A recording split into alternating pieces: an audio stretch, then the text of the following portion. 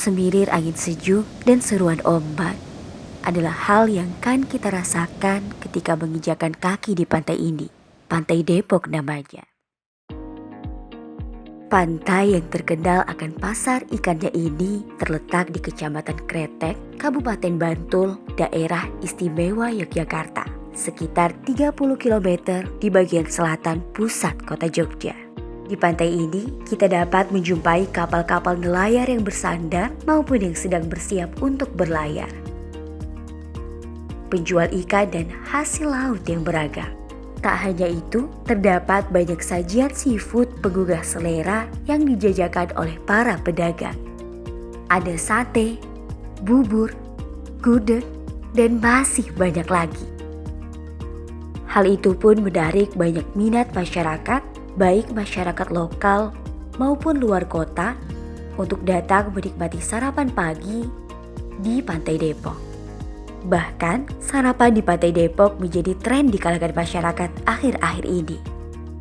Selain untuk menikmati makanan yang ada, kita pun akan disuguhkan pemandangan laut di pagi hari. Jika beruntung, kita bisa menikmati sarapan sambil melihat matahari terbit. Tak heran, banyak orang rela berangkat dini hari hanya untuk menikmati sarapan di pantai ini. Di balik riuhnya aktivitas masyarakat, terdapat pula riuhnya gemuruh ombak. Besarnya gelombang ombak ini siap menelan siapa saja yang tanpa hati-hati berada di dekatnya. Di tengah kondisi cuaca buruk yang terjadi di pesisir selatan Laut Jawa, sebagian nelayan ini tetap memaksa atau nekat melaut.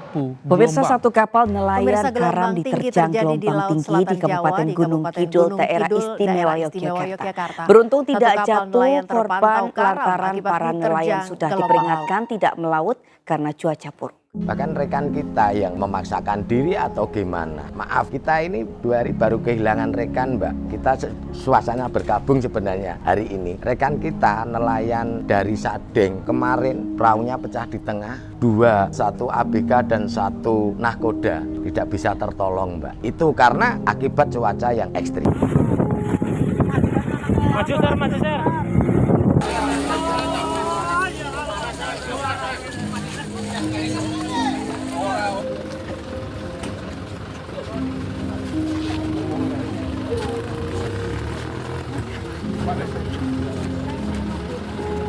Perkenalkan, nama saya Daryono, Ketua Nelayan dari Pantai Depok. Asli domisili di Depok sini. Asli nelayan domisili sini. Sejak dari kecil nelayan tradisional. Sejak SMP kita biasa mencari ikan di laut. Dulu nelayan tradisional itu mencarinya tabur jaring dari tepian, dibawa renang ke tengah, dikasih tambang, ditarik. Itu sebelum ada PMT atau perahu motor jukung. Setelah 98 ada motor PMT, baru kita melaut pakai perahu motor tempel. Kebanyakan berangkat pagi, pulang siang. Karena kita sendiri, situasi kita berhadapan dengan gelombang yang notabene gelombang itu bukan laut lagi, kita berhadapan dengan samudra, Mbak. Jadi karena di tempat kita itu tidak ada seperti dermaga. Jadi ya nelayan kita sangat ekstrim loh, Mbak. Jadi kalau kita melaut juga melihat situasi dan kondisi. Untuk gelombang landai baru kita melaut, tapi untuk gelombang besar atau ekstrim kebanyakan kita berlibur. Waktu dulu, Mbak, informasi atau peralatan belum canggih seperti sekarang ya, Mbak ya. Kalau dulu gelombang landai kita melaut, tapi kalau sekarang kan sudah banyak informasi dari BMKG yang menginformasikan ke kita bahwasanya mulai hari ini atau berapa hari ke depan gelombang akan ada kenaikan yang mungkin signifikan. Jadi kita bisa antisipasi. Jadi untuk melaut kita juga mengupdate dari BMKG yang memberi informasi ke kami, mungkin langsung dari BMKG atau melalui instansi atau dinas terkait, dalam hal ini dinas perikanan,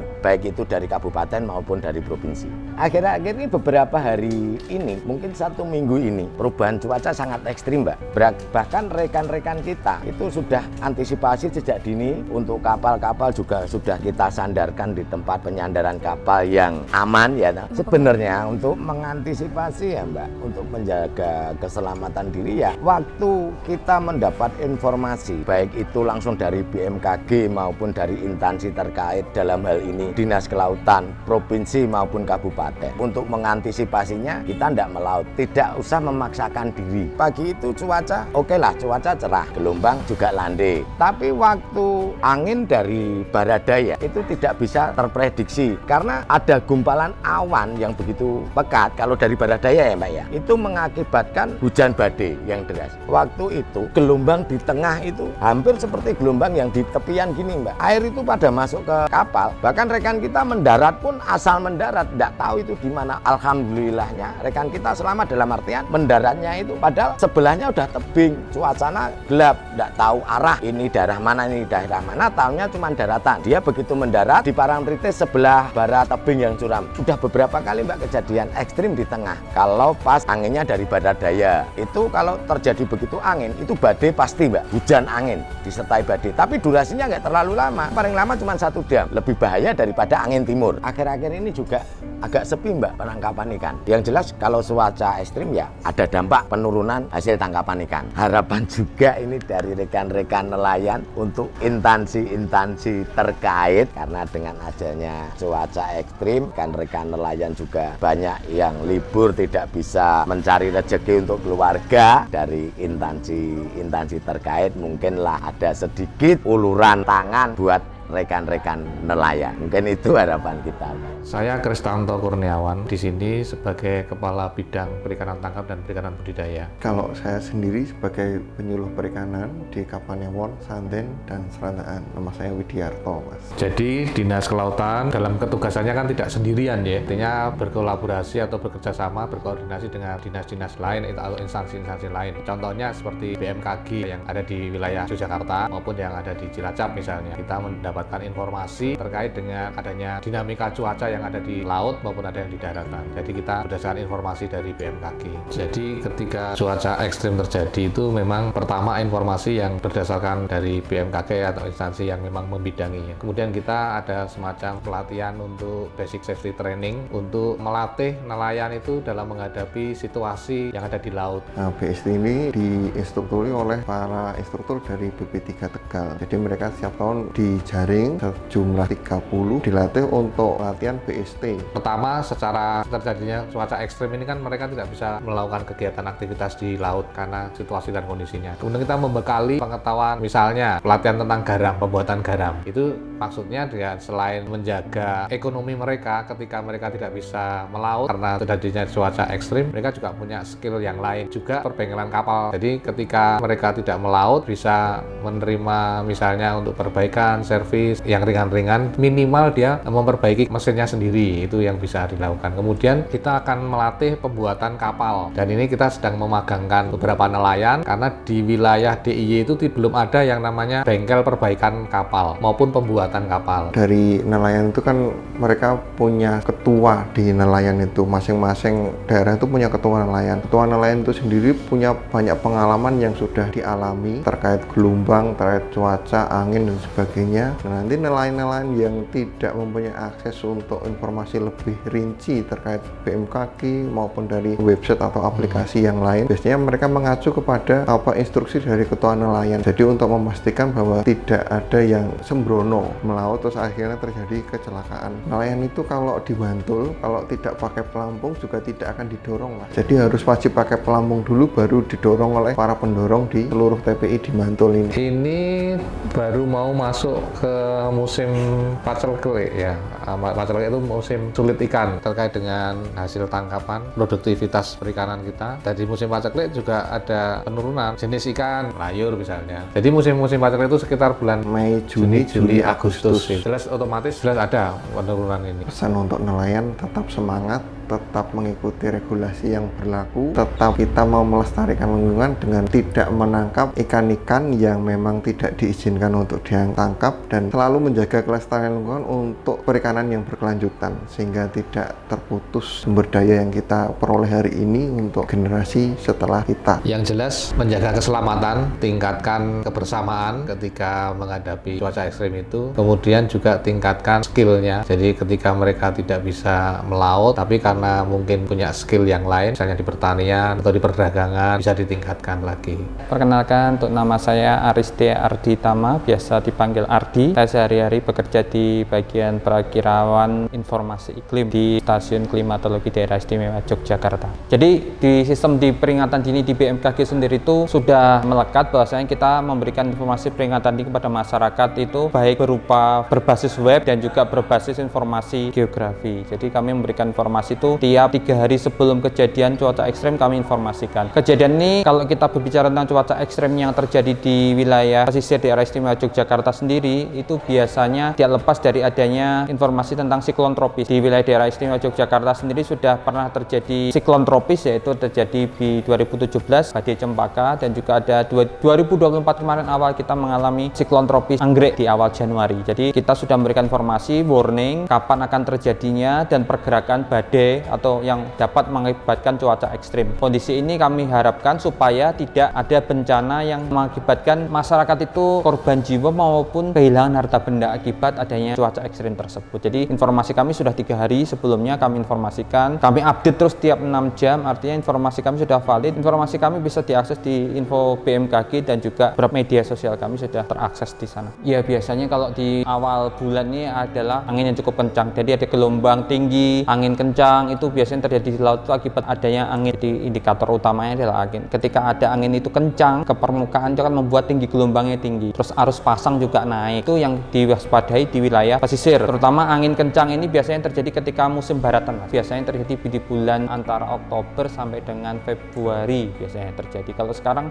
relatif lebih kondusif daripada bulan-bulan yang sekarang. Adalah angin timuran, angin dari Australia itu sifatnya tidak terlalu kencang dibandingkan dengan angin baratan yang sifatnya bisa membawa angin kencang yang berdampak pada cuaca buruk dan cuaca ekstrim. Jadi ini bukan merupakan sebuah isu, namun sudah terjadi akibat perubahan iklim. Kita lihat sekarang di musim kemarau kan sudah mestinya musim kemarau tidak ada hujan sama sekali, masih ada hujan. Jadi kita menginformasi kepada masyarakat bahwasanya pada musim-musim seperti inilah yang bisa berdampak pada kondisi cuaca buruk. Kami informasikan pemicunya adalah perubahan iklim itu akibat adanya ulah manusia sendiri, aktivitas antropogenik seperti gas buang kendaraan itu bisa ada, alat transportasinya semakin bertambah. Itu gas buangnya ada gas CO2 yang terkonsentrasi di atmosfer. Jadi gelombang panjang dari sinar matahari bisa masuk ke bumi. Namun ketika dipantulkan oleh bumi kembali ke angkasa itu terhalang oleh gas rumah kaca karena berupa gelombang pendek. Seperti mungkin teman-teman atau masyarakat tahu, berupa ketika kita parkir mobil di tempat yang panas. Jadi udara panas bisa masuk, ketika kita masuk ke dalam terasa panas, tapi panas di dalam mobil tadi tidak bisa langsung keluar. Itulah efek-efek rumah kaca. Jadi salah satu penyebab perubahan iklim adalah adanya pemanasan global atau efek rumah kaca. Jadi perubahan iklim tidak bisa dilepaskan dari pemanasan global. Pemanasan globalnya akibat apa? Akibat dari ulah manusia. Semuanya saling berkaitan. Kalau kita berbicara mengurangi efek rumah kaca, berarti manusianya harus mengurangi aktivitas antropogeniknya. Seperti berladang ya juga harus yang ramah lingkungan. Kita menggunakan mobil listrik yang lebih ramah lingkungan. Tidak menggunakan energi fosil yang menyebabkan gas-gas rumah kaca. Jadi kita perilakunya juga harus ramah lingkungan. Menanam pohon, jadi bisa menjadi lestari, juga harus mulai bersikap ramah lingkungan semuanya. Menghindari sampah plastik dan segala macam dari upaya yang kecil aja. Tidak bisa kita menghentikan produksi massal kendaraan bermotor. Karena motor tiap hari terus bertambah, mobil tiap hari terus bertambah, AC, penggunaan AC dan segala macam terus bertambah. Itu mengakibatkan konsumsi gas rumah kaca yang semakin naik. Cuaca tidak menentu, nelayan tidak bisa melaut, itu berimbas akibat cuaca buruk. Cuaca buruk bisa sampai ke pantai, abrasi dan segala macam bencana yang terjadi akibat adanya perubahan iklim.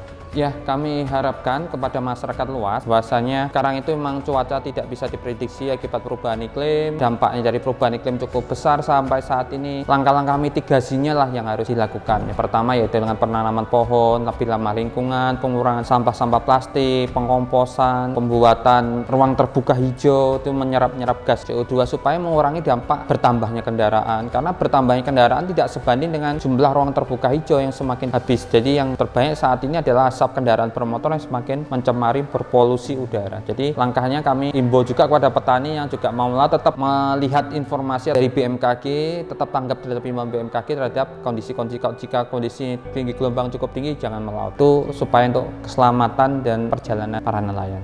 Pantai dengan angin sejuk beserta deruan ombak yang suaranya buat merindu, laut yang luas membentang dan kaya dengan harta karun yang dikandungnya. Semua itu butuh andil kita agar dapat tetap lestari hingga masa anak cucu kita nanti. Oleh karenanya, sadari perubahan iklim yang ada dan mulai aksi nyata peduli terhadap bumi. Bersama aku, kamu, kita.